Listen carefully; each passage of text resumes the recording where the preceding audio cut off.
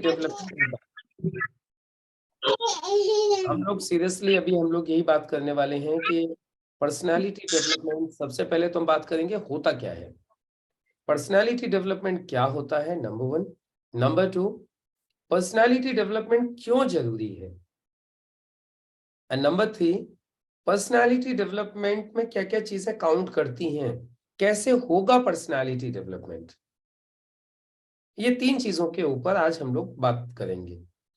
सबसे पहले बात आ जाती है पर्सनालिटी डेवलपमेंट यानी व्यक्तित्व विकास।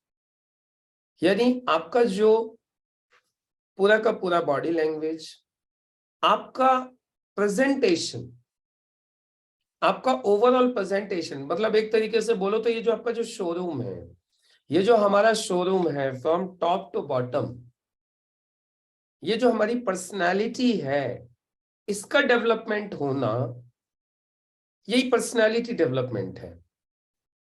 यानी हमारे सर से लेके पांव तक हमारा जो पूरी पर्सनालिटी है, हमारा ये जो पूरा शरीर है, इसका जो डेवलपमेंट है उसी को पर्सनालिटी डेवलपमेंट बोलते हैं। व्यक्तित्व विकास, आपका पूरा शारीरिक विकास, लेकिन इसमें सिर्फ शारीरिक ना हो करके कुछ इंटरनल चीजें भी होती हैं जो इसमें काउंट करती हैं। तो ये बहुत इंपॉर्टेंट है।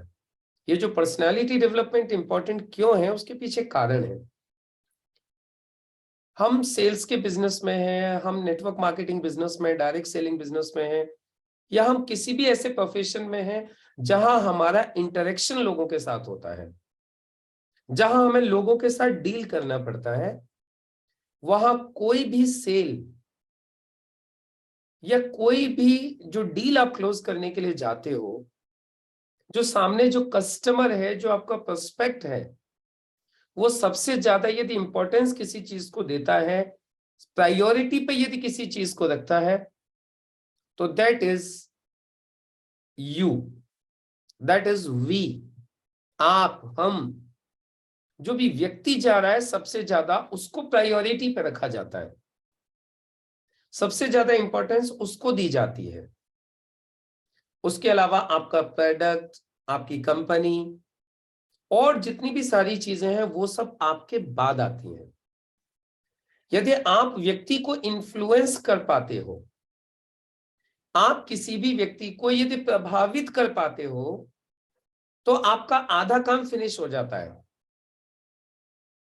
आप कहीं पर भी गए प्लान दिखाने के लिए, आप कहीं पर भी गए कोई सेल करने के लिए, और आपने सामने वाले व्यक्ति को अपनी पर्सनालिटी से, अपनी बातों से प्रभावित कर दिया, तो आप सिंपल समझ के चलिए अब आपको रिजल्ट पॉजिटिव ही आने वाला है। And your half of the work is done, आपका आधा काम फिनिश हो गया। Before showing the plan, before showing the presentation, before showing the project, आपका आधा काम कंप्लीट हो गया। ये जो आधा काम कंप्लीट हुआ, ये आधा काम कंप्लीट हुआ किससे? ये आधा काम कंप्लीट हुआ आपकी पर्सनालिटी से। तो आप समझ पा रहे होंगे कि पर्सनालिटी कितनी इंपॉर्टेंट होती है। Personality is just like a showroom. अभी जैसे कोई भी शोरूम है, आप किसी कपड़े के अच्छे शोरूम में जाते हो, एक है कपड़े का ठेला लगा के बाहर खड़ा हुआ है, उसके बराबर में एक शोरूम है। आप बताइए आप कपड़ा कहाँ लेने जाते हो? आप शोरूम में जाना पसंद करते हो। आपने कपड़ा देखा नहीं, हो सकता है शायद जो रोड के ऊपर जो कपड़ा दे रहा है, यदि वही कपड़ा यदि शोरूम में रख दिया जाए, फिर भी आप शोरूम में से ही जाके उस कपड़े को लेके आओगे और उससे ज्यादा पैसे में लेके आओगे। शायद वो आपको बाहर 500 का मिलता, अंदर वो 1000 का मिलेगा, तो भी आप अंदर से 1000 का लेके आना पसंद करोगे। व्हाई? क्यों? Just because of the showroom. आपने कपड़ा तो देखा ही नहीं, कपड़ा तो आप बाद में जाके देखोगे, दुकानदार का बिहेवियर आप बाद में जाके देखोगे, कॉस्टिंग, क्वालिटी, ये सब बाद में जाके देखोगे। आप सबसे पहले दुकान में घुसने से पहले, शोरूम में घुसने से पहले आप एक बार उसको बाहर से देखते हो, फिर आप उसमें अंदर जाते हो। राइट और रॉन्ग? सही है गलत है? ऐसा ही होता है ना? तो जिस तरीके से आप कोई भी चीज परचेस करने से पहले शोरूम की क्वालिटी देखते हो बाहर से, वैसे ही कोई भी व्यक्ति जब आप सेल करने के लिए जाते हो या आप अपनी डाउनलाइन से कुछ करवाना चाहते हो, तो सबसे पहले वो आपकी पर्सनालिटी को देखते हैं, आपके शोरूम को देखते हैं। और यदि सामने वाला व्यक्ति आपके शोरूम से, आपकी पर्सनालिटी से, आपकी बातों से प्रभावित होता है, तो फिर आगे डील क्लोज होती है, तो फिर आगे बात होती है आपके प्रोडक्ट की, फिर बात होती है कंपनी की, फिर बात होती है इनकम की, बाकी सारी बातें बाद में होती हैं। और यदि सामने वाला व्यक्ति आपकी पर्सनैलिटी से ही प्रभावित नहीं है, आपकी बातों से ही प्रभावित नहीं है, तो फिर आप कितनी भी कोशिश कर लीजिएगा, रिजल्ट आने के चांसेस ना के बराबर होते हैं, बहुत कम होते हैं। इसलिए हमारा पर्सनैलिटी डेवलपमेंट होना बहुत इंपॉर्टेंट है। और आप लोगों ने सुना भी होगा, first impression is the last impression. सुना है ना कि जो आपका पहला इंप्रेशन होता है वही लास्ट इंप्रेशन क्रिएट करता है। और एक चीज और, फर्स्ट इंप्रेशन क्रिएट करने का सेकंड मौका नहीं मिलता आपको। आप ये नहीं सोच सकते कि मैं फर्स्ट इंप्रेशन 2 बार में क्रिएट कर लूं, नहीं, वो एक ही बार में होता है। सो पर्सनालिटी डेवलपमेंट इसलिए बहुत जरूरी है। अब बात यह आ जाती है कि पर्सनालिटी डेवलपमेंट होता कैसे है, क्या क्या चीजें हैं जो आपके पर्सनालिटी डेवलपमेंट में कंट्रीब्यूट करेंगी। तो देखिए, पर्सनालिटी डेवलपमेंट आपका 2 तरीके से होगा। Number 1 internal development and number 2 external development. मैं आपको एक शोरूम के ही एग्जांपल से समझाने की कोशिश करता हूं। अभी जैसे शोरूम है कोई, अभी शोरूम कोई आपने बाहर से देखा, बड़ा सुंदर सा था, आप उसमें अंदर चले गए। आप शोरूम में अंदर चले गए, लेकिन अंदर जाने के बाद में उधर बहुत गंदी स्मेल आ रही है, उधर सब सामान अस्त व्यस्त पड़ा हुआ है। क्या आप वहां से कोई चीज परचेस करना चाहोगे? आप जाओगे तो सही, लेकिन उल्टे पैर वापस निकल आओगे, और आप उस वहां पे 2 मिनट के लिए भी रुकना पसंद नहीं करोगे। Why? Because the internal development of the showroom is not good. Internally वहां पे गंदा है, वहां का माहौल अच्छा नहीं है, वहां स्मेल आ रही है, मतलब इंटरनली वो शोरूम अच्छा नहीं है, तो आप वहां से कोई परचेसिंग नहीं करोगे। राइट? और एक्सटर्नल अच्छा नहीं है तो आप घुसोगे ही नहीं। यदि शोरूम बाहर से अच्छा नहीं है, दुकान बाहर से पूरा टूटी फूटी पड़ी हुई है, तो आप घुसोगे ही नहीं। तो अब आपको समझ में आ गया, internal as well as external दोनों तरफ से अच्छा होना जरूरी है। वैसे ही हमारा अंदर से और बाहर से दोनों तरीके से अच्छा होना, दोनों तरीके से डेवलपमेंट होना जरूरी है।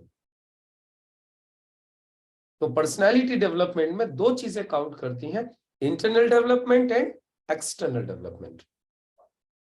हमें अंदर से भी डेवलप करना है अपने आप को, और हमें बाहर से भी अपने आप को डेवलप करना है।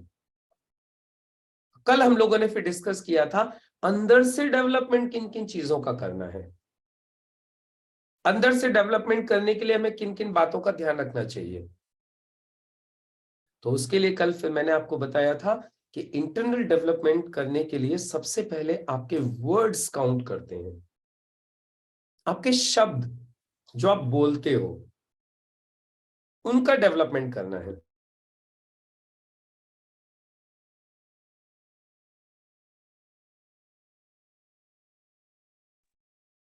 तो बात हुई थी शब्दों की। शब्दों के बाद में फिर दूसरी चीज होती है आपकी थिंकिंग, जो आपके अंदर से डेवलपमेंट करती है। फिर होता है आपका बिहेवियर, फिर होता है आपका एटीट्यूड,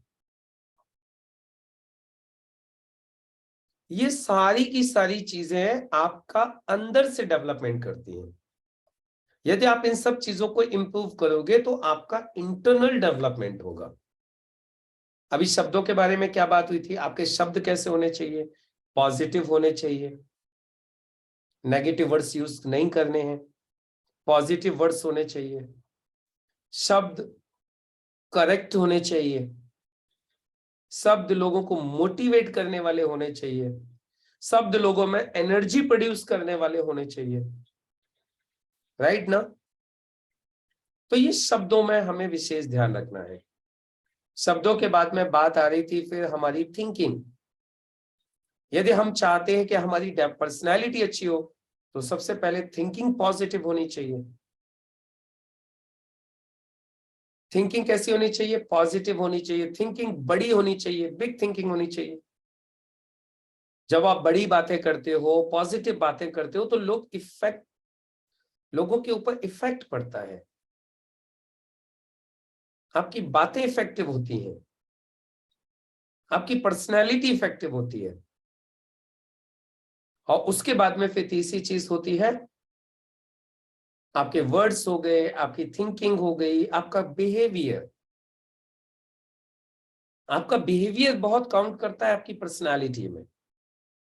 आपका बिहेवियर कैसा है लोगों के साथ में, आपका बर्ताव कैसा है, हेल्पिंग नेचर होना चाहिए, पोलाइट बिहेवियर होना चाहिए आपका। जो व्यक्ति आपसे एक बार मिल ले वो दोबारा आपसे मिलना चाहे, जो एक बार आपसे मिल ले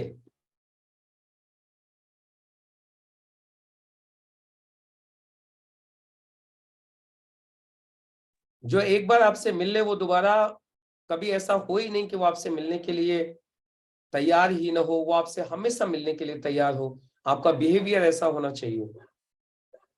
उसके बाद फिर बात हुई थी कैरेक्टर।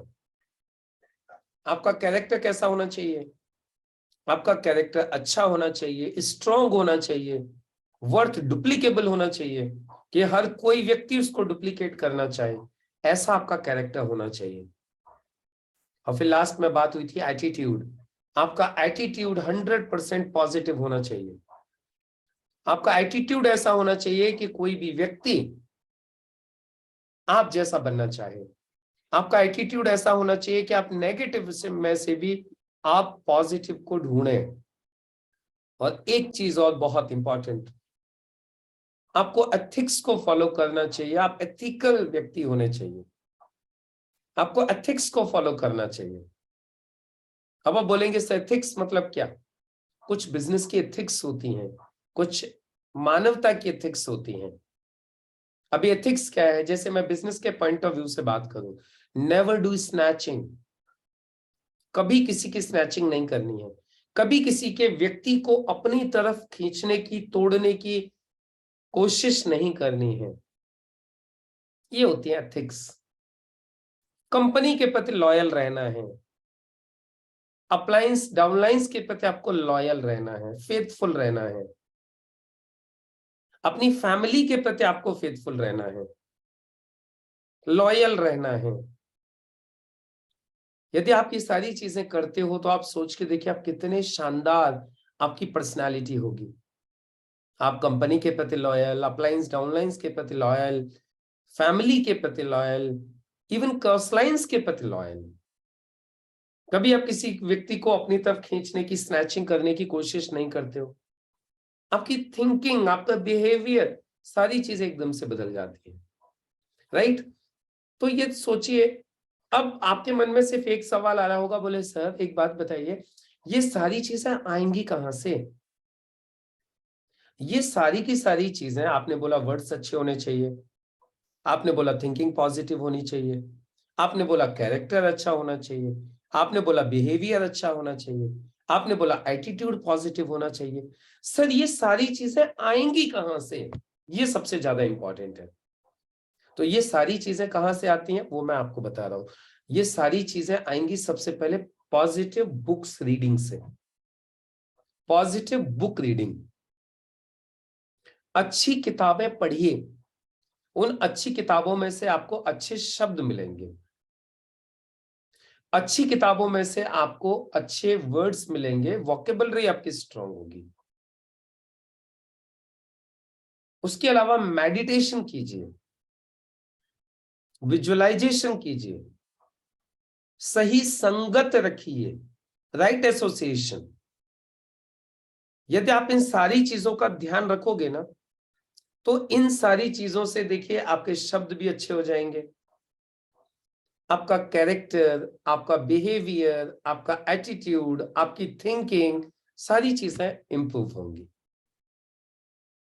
तो इस तरीके से क्या होगा, आपका इंटरनल डेवलपमेंट होगा, आप अंदर से स्ट्रांग हो जाएंगे, आप मानसिक रूप से भी स्ट्रांग हो जाएंगे, इंटरनल डेवलपमेंट होगा आपका। आपका जो नेचर होगा वो सॉल्विंग नेचर होगा,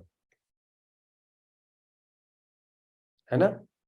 और एक डिसिप्लिन, डिसिप्लिन रखिए, डिसिप्लिन को आप फॉलो करोगे ना, तो अंदर से आपका पर्सनालिटी डेवलपमेंट बहुत ही शानदार होने वाला है। डिसिप्लिन का ध्यान रखिए, टाइम पंक्चुअलिटी का ध्यान रखिए। आप अंदर से स्ट्रांग होना चाहते हो ना, आप अपनी पर्सनालिटी को अच्छा रखना चाहते हो, करना चाहते हो ना, तो ये चीजें हैं, टाइम पंक्चुअलिटी है, इसका ध्यान रखिए। कभी किसी के बारे में न मत तो बुरा बोलिए, मत कभी किसी का बुरा सुनिए, यानी कभी भी किसी के बारे में बुरा बोलना भी नहीं है और किसी के बारे में बुरा सुनना भी नहीं है। यदि आप अपनी पर्सनालिटी को अंदर से डेवलप करना चाहते हो तो इंटरनल डेवलपमेंट के लिए कभी भी नहीं, नेवर नेवर, कभी किसी के बारे में न गलत सुनेंगे, न किसी के बारे में कभी गलत बोलेंगे, क्योंकि लोगों का बिजनेस है, लोगों से ही इंटरेक्शन होगा आपका। और यदि आपने इन चीजों को फॉलो किया तो आपकी एक बहुत शानदार पर्सनैलिटी बनेगी। और एक चीज और, नेवर ब्लेम अदर्स, किसी भी चीज के लिए कभी भी किसी दूसरे के ऊपर ब्लेम नहीं लगाना है, कभी भी किसी के ऊपर ब्लेम नहीं लगाना है। हमेशा ध्यान रखिए, जब आप किसी को ब्लेम लगाते हो ना, किसी के ऊपर आप उंगली उठाते हो, तो आप देखिए एक बार उंगली उठाइए, ऐसे उंगली उठाइए, मेरी तरफ उंगली उठाइए, ऐसे सब लोग उंगली उठाइए, एक बार मेरी तरफ ऐसे उंगली उठाइए, एक उंगली उठाइए, आप देखिए 3 आपकी तरफ है, आप देखिए एक मेरी तरफ है ना, तो 3 आपकी तरफ है, means you are 3 times responsible.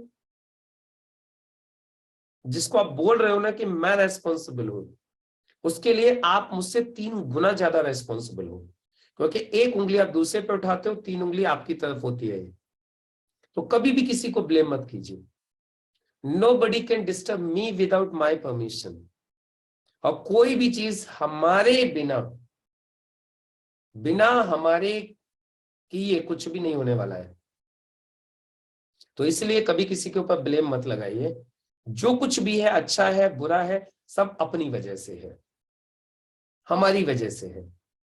तो हमें किसी के ऊपर ब्लेम लगाने का कोई मतलब नहीं है। और एक बहुत इंपॉर्टेंट चीज, यदि आप इंटरनली अपनी पर्सनैलिटी को डेवलप करना चाहते हैं तो कभी किसी को चुगली नहीं करना है, चुगलखोरी नहीं करना है, गॉसिपिंग नहीं करनी है फालतू की।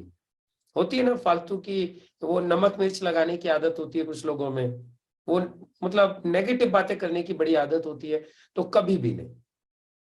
यदि आप अंदर से डेवलपमेंट करना चाहते हो, पॉजिटिव लोगों के साथ रहिए, पॉजिटिव बातें कीजिए, बिजनेस की बातें कीजिए, ग्रोथ की बातें कीजिए, किसी के बारे में कोई गलत बातें नहीं करनी है। तो ये कुछ चीजें हैं जो मैंने आप लोगों को बताई इंटरनल डेवलपमेंट के लिए। यदि आप इन चीजों को फॉलो करोगे तो आप अंदर से एक बहुत ही शानदार पर्सनालिटी बन जाओगे। आपका पर्सनालिटी डेवलपमेंट इंटरनली बहुत स्ट्रांग हो जाएगा, बहुत अच्छा हो जाएगा। अब आ जाता है एक्सटर्नल डेवलपमेंट। एक्सटर्नल डेवलपमेंट मतलब हमारा बाहर से डेवलपमेंट कैसे कैसे होता है। बाहर है यानी हमारा शोरूम, ये तो अंदर की बात हुई। अब बाहर कैसे डेवलपमेंट होगा, देखिए यदि आप बाहर से डेवलपमेंट करना चाहते हो ना, तो सबसे पहले तो ध्यान रखिए पर्सनल हाइजीन का, साफ सफाई, शरीर की आपकी साफ सफाई, आपका हेयर कट, आपका शेविंग, नेल्स कट, है ना, इन सारी चीजों का ध्यान रखना चाहिए।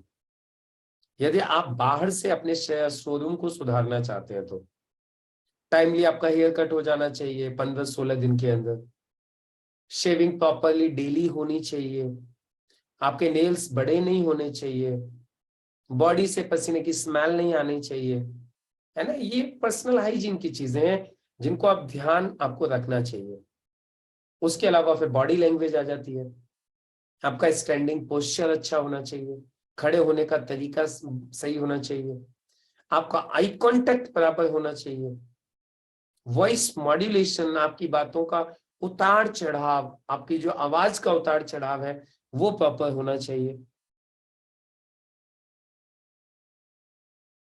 उसके अलावा 6 टेक्निक्स होती हैं, 6 टेक्निक्स होती हैं, 6 ट्रेमेंडस techniques for making positive impression. किसी के ऊपर एक पॉजिटिव इंप्रेशन डालने के लिए 6 ट्रेमेंडस टेक्निक्स हैं, 6 टेक्निक होती हैं, जिनको यदि आप फॉलो करोगे तो आपका पर्सनालिटी बहुत ही शानदार हो जाएगी। अभी क्या है वो 6 टेक्निक, चलिए एक एक करके बताता हूं मैं। पाम पावर, पाम यानी हथेली की शक्ति, अभी ये मैं आपको डिटेल में आगे समझाऊंगा।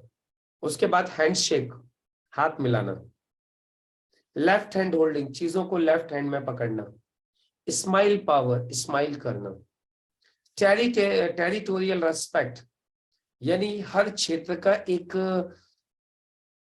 एक सीमा होती है, हर क्षेत्र के एक नियम होते हैं, हर क्षेत्र की कुछ सीमाएं होती हैं, क्षेत्रीय सीमाएं, कि वहां पर आपको कितनी दूर खड़े होना है, कितनी दूर बैठना है।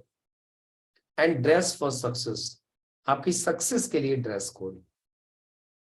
ये 6 बहुत ही शानदार टेक्निक्स हैं और आप इनको फॉलो करोगे ना, एक बहुत ही पॉजिटिव एक इंप्रेशन पड़ता है सामने वाले व्यक्ति के ऊपर। आप बोलेंगे सर कैसे, मैं क्लियर करता हूं। सबसे पहले पाम पावर, ये जो हथेली है ना हमारी, इस हथेली में शक्ति है, इधर पावर है, आपको मालूम है क्या, इसमें शक्ति होती है हथेली के अंदर। अच्छा एक चीज तो याद होगी ना, जब भी इसमें खुजली होती है तो क्या बोलते हो, हथेली में खुजली होती है तो क्या बोलते हो, माल आने वाला है। उंगलियों में खुजली होती तो नहीं बोलते हो, हथेली में खुजली होती है तो माल आने वाला है, शक्ति इधर है। अच्छा, आशीर्वाद किसी को दिया जाता है तो कैसे दिया जाता है, उंगलियों से नहीं, हथेली से आशीर्वाद दिया जाता है। आप देखिए, आपके सामने गौतम बुद्धा की पिक्चर है, प्लस जिनको भी आप देखते हो, ईश्वर के भी आपने किसी को आशीर्वाद देते हुए देखा हो तो वो ऐसे आशीर्वाद देते हैं। क्यों, क्योंकि इसमें शक्ति है। जब भी कोई व्यक्ति आपके घर आता है तो आप उसको कैसे बुलाते हो, कैसे बिठाते हो, जब भी कोई गेस्ट आपके घर आता है, कोई मेहमान आपके घर आता है तो आप कैसे बिठाते हो उसको, याद है ना, कैसे बिठाते हो आप, कोई भी मेहमान आता है तो आप उसको कैसे बिठाते हो, आइए सर प्लीज बैठिए, कैसे हाथ कैसे रहता है आपका, आइए सर प्लीज, आइए बैठिए, है ना, हथेली, हाथ ओपन रहता है, आइए सर बैठिए। कभी आप ऐसे करते हो क्या, आइए जी बैठिए, कभी आप उंगली से बोलते हो आइए बैठिए, अभी सुजाता मैम आपके घर आती है और बोलते हैं सुजाता मैम आइए ना बैठिए ना, ऐसे कभी होता है क्या उंगली से, नहीं, आइए ना मैम प्लीज बैठिए। हथेली है, शक्ति है इसके अंदर। तो अब इसका आपको क्या करना है, आप बोलेंगे इसमें पावर है, ये बात तो समझ में आ गई। आशीर्वाद भी ऐसे देते हैं, कोई आता है तो भी ऐसे बिठाते हैं, खुजली होती है तो भी बोलते हैं पैसा आने वाला है। अब आप सोचोगे तो इसका हम यूज कैसे करें हथेली का, इसका एक ही तरीका है, जब भी किसी व्यक्ति के सामने जाओगे, हाथ आपका हमेशा ऐसे होना चाहिए, यानी ये वाली साइड हमेशा ऊपर रहनी चाहिए, कभी भी उसके सामने ऐसे हाथ नहीं रखना है। समझ में आ रही है बात, यानी ये वाला पोर्शन उसको दिखाई नहीं देना चाहिए, ये वाला पोर्शन उसको दिखाई देना चाहिए। It is positive, it is negative, इधर शक्ति है, तो जिधर से शक्ति है ये वाला हाथ हमेशा ऊपर रखो।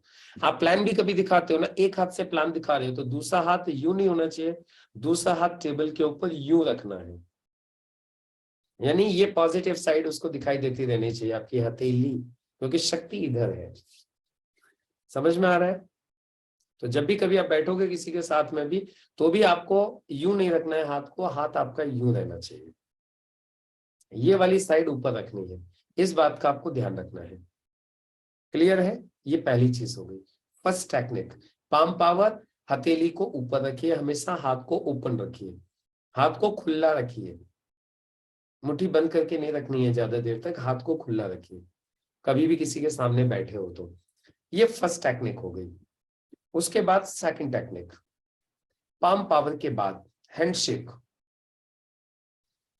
ये एक पॉजिटिव इंप्रेशन क्रिएट करने के लिए बहुत जरूरी है कि आपको हैंडशेक करना आना चाहिए, हाथ मिलाना आपको आना चाहिए।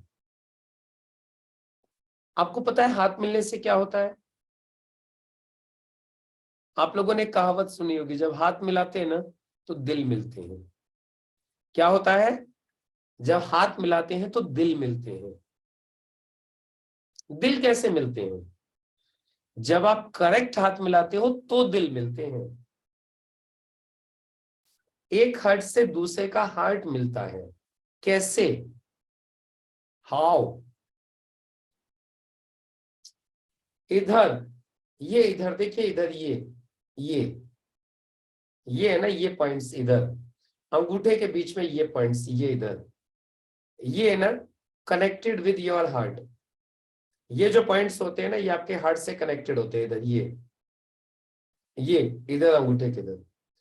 जब भी हाथ मिलाया जाए ना ऐसे करके, ये जो अंगूठा है ना, जब भी आप हाथ मिलाओगे तो ये पॉइंट्स दबने चाहिए, ये पॉइंट्स टच होने चाहिए। दबने का मतलब ये नहीं उसको दबाना है, दबने का मतलब ये पॉइंट टच होने चाहिए इधर। ये जैसे आप किसी से हाथ मिलाओगे तो उनका अंगूठा आपका अंगूठा ऐसे फंसता है, और फंस के ये टच होता है ये, और जब ये टच होता है ना तो हर्ट्स मिलते हैं और आपको अच्छा लगता है।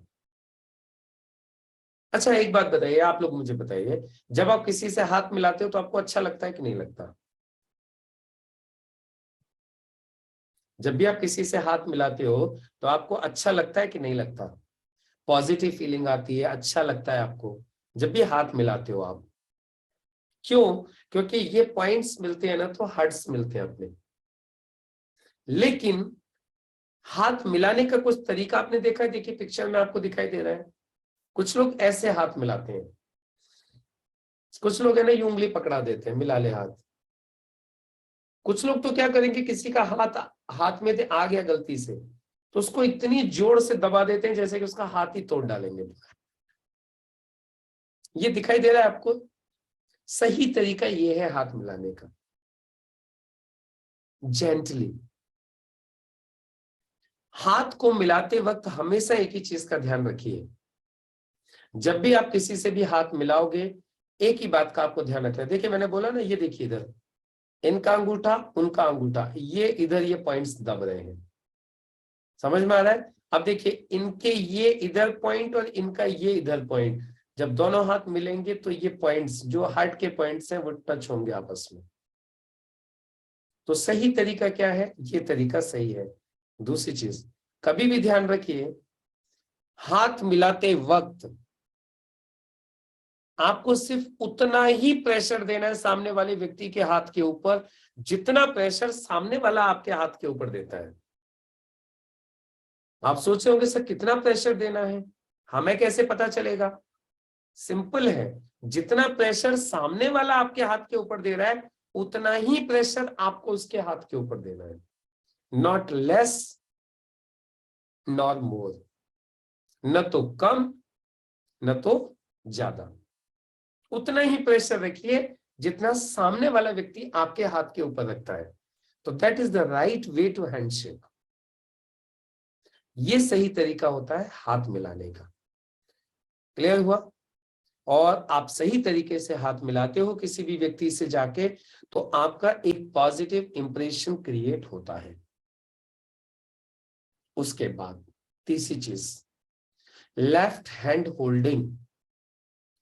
चीजों को हमेशा लेफ्ट हैंड में पकड़ने की आदत डालिए, हमेशा लेफ्ट हैंड में पकड़िए चीजों को। राइट हैंड को हमेशा कोशिश कीजिए खाली रहे।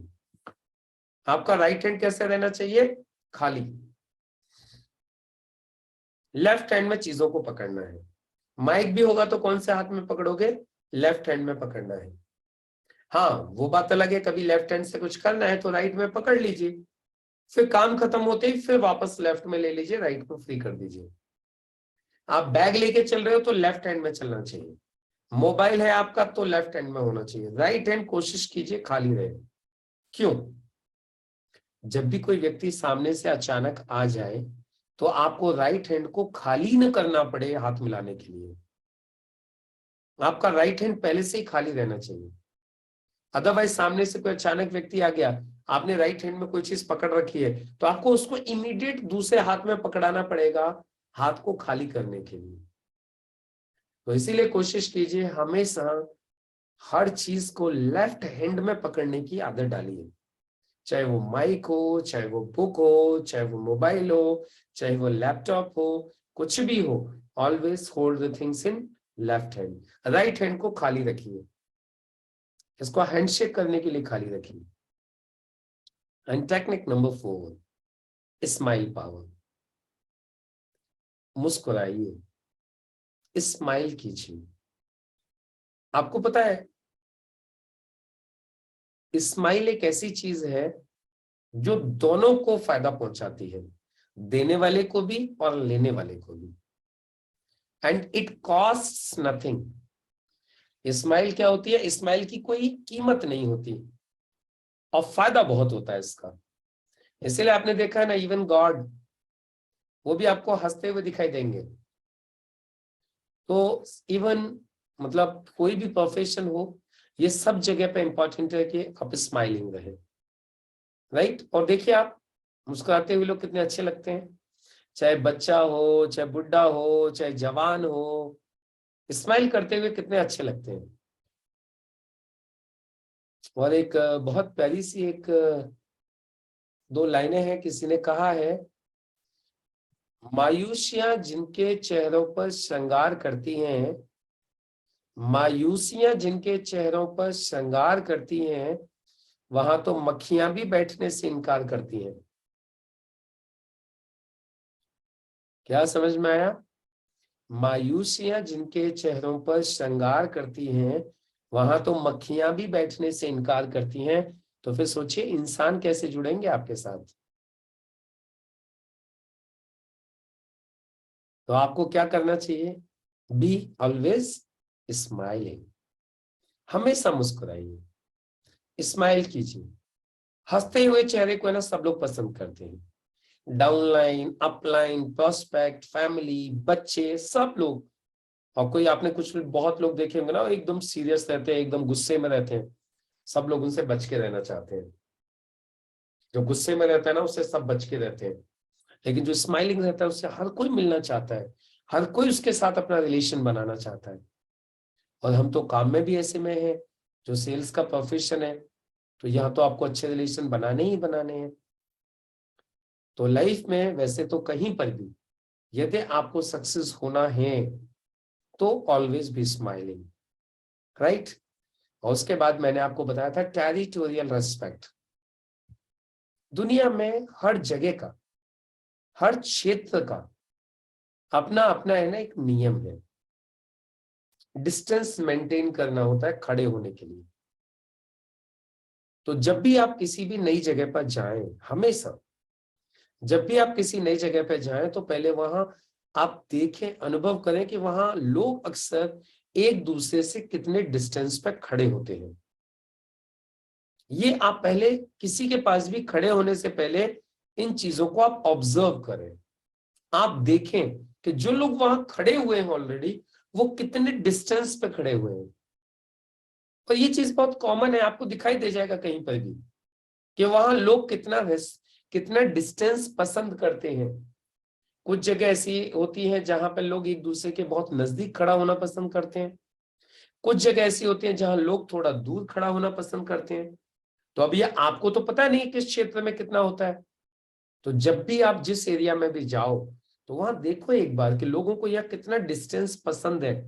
लोग दिखाई दे जाएंगे खड़े हुए, उतना ही डिस्टेंस आपको रखना है जब आप किसी व्यक्ति से मिलने जाओगे उस एरिया के अंदर। यानी आपको उस क्षेत्र का आपको रेस्पेक्ट करना है, वहां की जो आदतें हैं, जो भावनाएं हैं, जो नियम है, उनको आपको फॉलो करना है। एंड द सिक्स्थ टेक्निक, बहुत इंपॉर्टेंट टेक्निक, जो लोगों के ऊपर एक अच्छा प्रभाव डालती है, एक अच्छा असर डालती है, that is your dress code. जो आपकी पर्सनालिटी को डेवलप करने में सबसे महत्वपूर्ण भूमिका निभाती है, वो है आपका ड्रेस कोड। देखिए, ये जो ड्रेस कोड है, एक्चुअली हर प्रोफेशन का अपना अलग अलग एक ड्रेस कोड होता है। आप देखिए, एक पुजारी का अलग ड्रेस कोड होता है, एक मॉडल का ड्रेस कोड अलग होता है, एक कुली का ड्रेस कोड अलग होता है, इसी तरीके से एक डॉक्टर का ड्रेस कोड अलग होता है, एक पुलिस वाले का ड्रेस कोड अलग होता है, उसके बाद में एक प्रोफेशनल का ड्रेस कोड अलग होता है। सबका ड्रेस कोड होता है अपना अपना, राइट ना? सबका ड्रेस कोड होता है। तो आपको क्या करना है? ड्रेस कोड को फॉलो करना है। आप बोलेंगे सर ड्रेस कोड को फॉलो करने से क्या होगा? मैं आपको बताता हूं ड्रेस कोड को फॉलो करने से क्या होता है।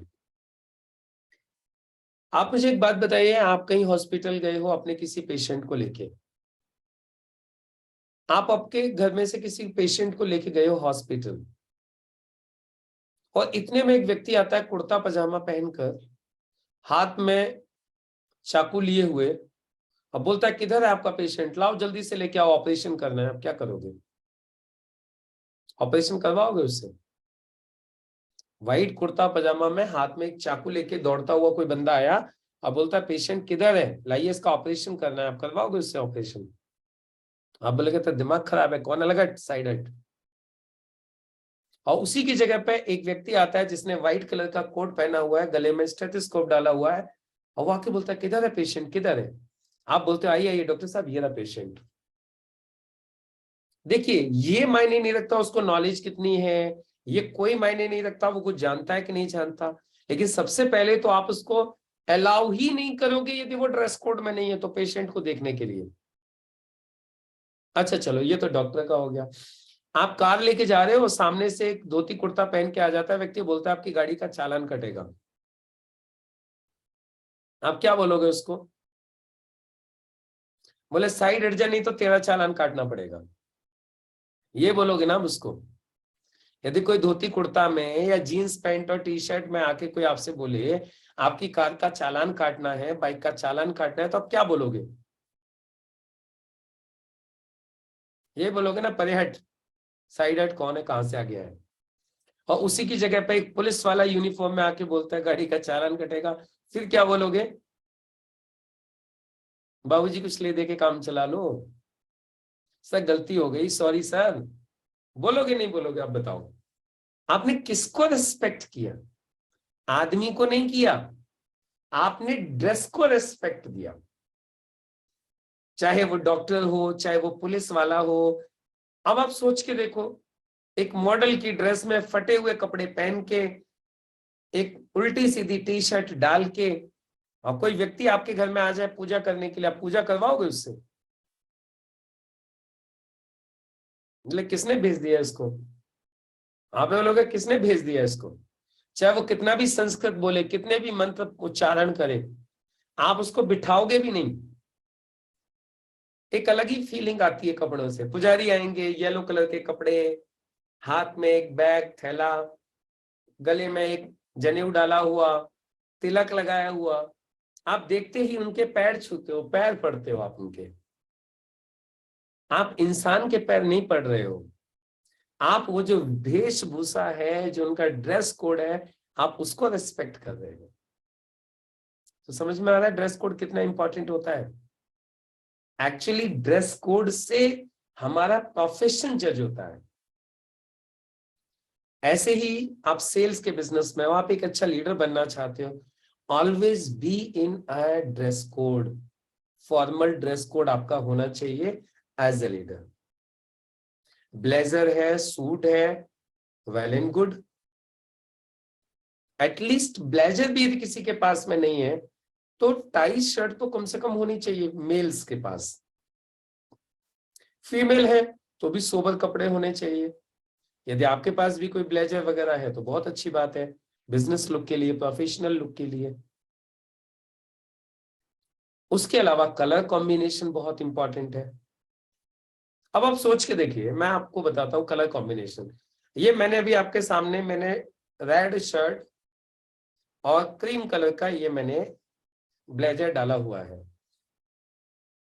अब कलर कॉम्बिनेशन में अब आप सोच के देखिए कि यदि मेरी शर्ट भी डार्क होती और सूट भी डार्क होता तो कैसा लगता?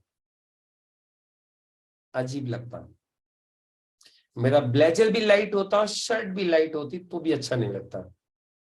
हमेशा ध्यान रखिए, कलर कॉम्बिनेशन आपको विशेष ध्यान रखना है।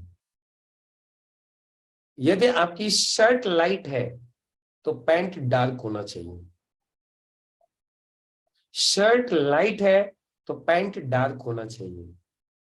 शर्ट डार्क है तो पैंट लाइट होना चाहिए। आपका ब्लेजर, आपका सूट, बैकग्राउंड लाइट है, शर्ट लाइट है, सूट डार्क होना चाहिए। शर्ट डार्क है तो सूट लाइट होना चाहिए।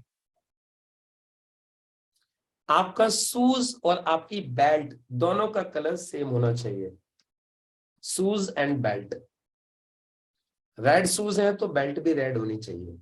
शूज ब्लैक है तो बेल्ट भी ब्लैक होनी चाहिए। आपके सॉक्स और पैंट का कलर सेम होना चाहिए।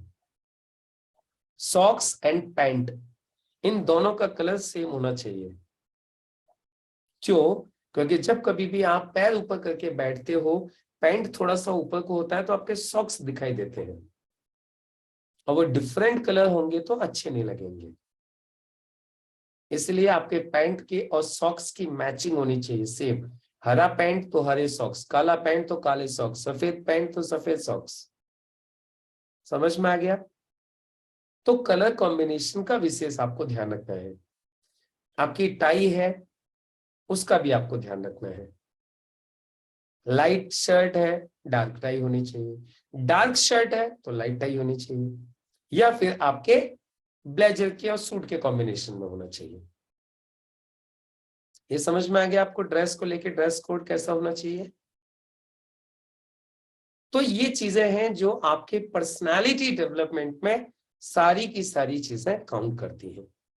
और यदि आप इन सारी चीजों को फॉलो करते हो तो आपका एक बहुत ही बेहतरीन, एक शानदार आपकी पर्सनालिटी हो जाएगी। तो ये था आज हमारा पर्सनालिटी डेवलपमेंट। आई होप आप इन चीजों को फॉलो करेंगे और एक शानदार पर्सनालिटी बनाएंगे, और आप जहां भी जाएंगे आप लोगों के ऊपर एक अच्छा प्रभाव बना पाएंगे, एक अच्छा आप लोगों के ऊपर अपना इंप्रेशन जमा पाएंगे।